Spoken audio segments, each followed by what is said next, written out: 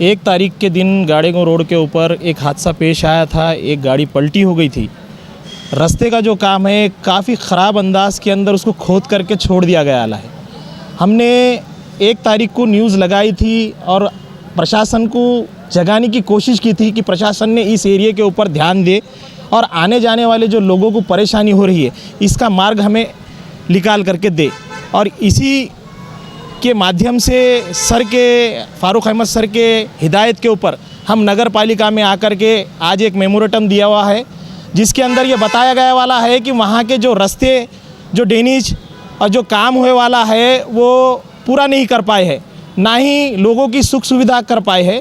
और उसके अंदर जाने आने के वास्ते जो अड़चन पेश आ रही है उस माध्यम से अभियंता को ये लेटर दिया गया है। अगर अभियंता साहब ने, सहायक साहब ने, नगर पालिका के कमिश्नर साहब ने इसके ऊपर तुरंत एक्शन लेते हुआ 20 तारीख तक हमको अगर नहीं निकाल के दिए तो 20 तारीख के बाद वंचित बहुजन आघाड़ी अपने स्टाइल में इसको निकालने की कोशिश करेगी।